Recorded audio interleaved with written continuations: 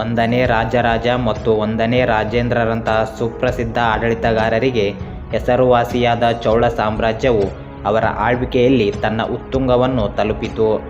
ಚೋಳರ military ಪರಾಕ್ರಮ ಮತ್ತು ವಾಸ್ತುಶಿಲ್ಪದ ಅದ್ಭುತಗಳು ಅವರ ಆರ್ಥಿಕ ಸಮೃದ್ಧಿಯಿಂದ ಗುರುತಿಸಲ್ಪಟ್ಟಿವೆ. ಒಂದನೇ ರಾಜರಾಜ ಅವರು ದಕ್ಷಿಣ ಭಾರತದ ಶ್ರೇಷ್ಠ ರಾಜರಲ್ಲಿ ಒಬ್ಬರು. ಅವರು ಪ್ರಸಿದ್ಧ ವಿಜಯಶಾಲಿ, ಸಮರ್ಥ ಆಡಳಿತಗಾರ, ಸಾಮ್ರಾಜ್ಯ ನಿರ್ಮಾಪಕ ಮತ್ತು ಧಾರ್ಮಿಕ ಸಹಿಷ್ಣುತೆಯ ವ್ಯಕ್ತಿಯಾಗಿದ್ದರು. ಕಲೆ ಮತ್ತು ಸಾಹಿತ್ಯದ ಪೋಷಕರಾಗಿ ಅವರು ತಮ್ಮ ಸಾಮ್ರಾಜ್ಯವನ್ನು ಅಗಾಧವಾಗಿ ವಿಸ್ತರಿಸಿದರು ಹಾಗೂ ವಶಪಡಿಸಿಕೊಂಡ ಪ್ರದೇಶಗಳನ್ನು ಸರಿಯಾಗಿ ನಿರ್ವಹಿಸಿದರು. ಚೋಳ ರಾಜವಂಶವು 300 BCಯಲ್ಲಿ ಪ್ರಾರಂಭವಾಗುತ್ತದೆ. ಚೋಳ ಸಾಮ್ರಾಜ್ಯವನ್ನು ಸ್ಥಾಪಕ ವಿಜಯಾಲಯ ಚೋಳ ಎಂಬ ದೊರೆ ಸ್ಥಾಪಿಸಿದನು. ವಿಜಯಾಲಯ ಚೋಳನು ಪಾಂಡ್ಯರು ಮತ್ತು ಪಲ್ಲವರನ್ನು ಸೋಲಿಸಿದನು. ನಂತರ ತಂಜಾವೂರು ನಗರ ಚೋಳ ಸಾಮ್ರಾಜ್ಯದ ರಾಜಧಾನಿಯಾಯಿತು.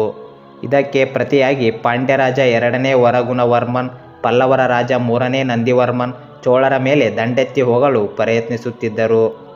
ಅಷ್ಟೊತ್ತಿಗಾಗಲೇ ವಿಜಯಾಲಯ ರಾಜನಿಗೆ ವಯಸ್ಸಾಗಿತ್ತು. ಆದ್ದರಿಂದ 871 CEನಲ್ಲಿ ವಿಜಯಾಲಯ ರಾಜನು ಮರಣ ಹೊಂದಿದನು. ನಂತರ ವಿಜಯಾಲಯ ರಾಜನ ಮಗ 1ನೇ ಆದಿತ್ಯನು ಚೋಳ ಸಾಮ್ರಾಜ್ಯದ ಉತ್ತರಾಧಿಕಾರಿಯಾದನು. 1ನೇ ಆದಿತ್ಯ ಚೋಳ ಸಾಮ್ರಾಜ್ಯವನ್ನು ಯಶಸ್ವಿಯಾಗಿ ಮುನ್ನಡೆಸಿದನು.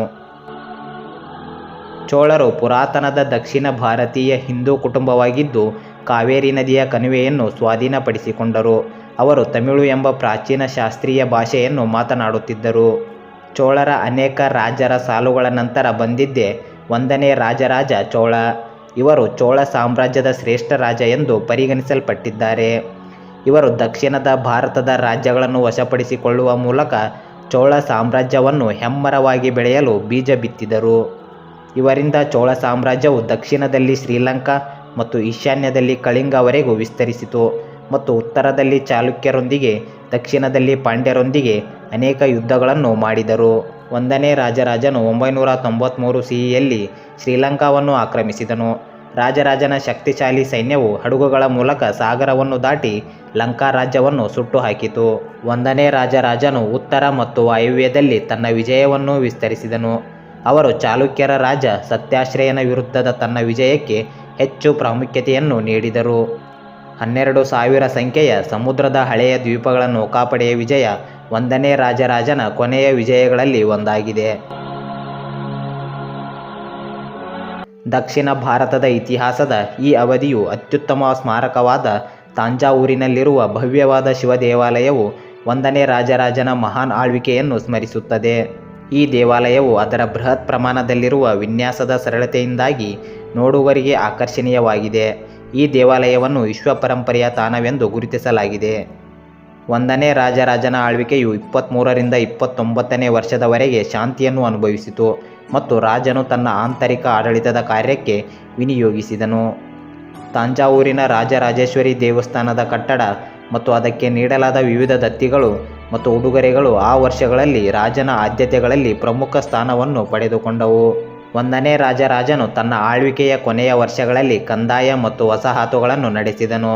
ತಂಜಾವೂರು ದೇವಾಲಯದಲ್ಲಿ ಕಂಡುಬರುವ ಶಾಸನಗಳು ಕಾರ್ಯಾಚರಣೆಯ ನಿಖರತೆಗೆ ಸಾಕ್ಷಿಯಾಗಿದೆ.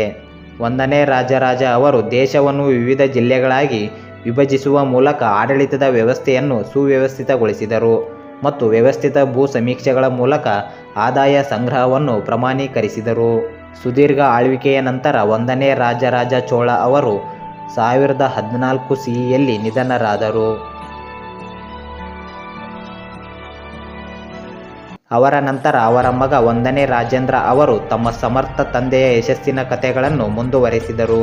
1ನೇ ರಾಜರಾಜ ಚೋಳ ಅವರು ಪಾಂಡ್ಯರ ವಿಜಯದಿಂದ ಹಿಡಿದು ರಾಜನ ಆಳ್ವಿಕೆಯ ಕೊನೆಯ ವರ್ಷದವರೆಗೂ ಸೈನ್ಯಕ್ಕೆ ನೀಡಿದ ಪ್ರಾಮುಖ್ಯತೆಯು ಅವರ ಶ್ರೇಷ್ಠ ನಿಷ್ಠೆಗೆ ಮತ್ತು ವಿಜಯಗಳಿಗೆ ಸಾಕ್ಷಿಯಾಗಿದೆ. ತಂದೆಗೆ ತಕ್ಕ ಮಗ ಅನ್ನುವ ಹಾಗೆ 1ನೇ ರಾಜರಾಜ ಚೋಳ ಅವರ ಮಗ 1ನೇ ರಾಜೇಂದ್ರ ಚೋಳ ಅವರ ಅಡಿಯಲ್ಲಿ ಸಾಮ್ರಾಜ್ಯವು ಹೆಚ್ಚಿನ ವ್ಯಾಪ್ತಿಯನ್ನು ಸಾಧಿಸಿತು ಮತ್ತು ಸಮುದ್ರದ ಆಚೆಗೆ ತನ್ನ ವಿಜಯವನ್ನು ನಡೆಸಿತು. ಚೋಳ ಸಾಮ್ರಾಜ್ಯದಲ್ಲಿಯೇ 1ನೇ ರಾಜರಾಜ ಚೋಳ ಅವರ ಆಳ್ವಿಕೆಯು ರೋಚಕ ಅಧ್ಯಾಯವನ್ನು ಸೃಷ್ಟಿಸಿ ಅದ್ಭುತ ಆಡಳಿತದ ಸರಣಿಯನ್ನು ಪ್ರಾರಂಭಿಸಲು ನಾಂದಿ ಹಾಡಿತು.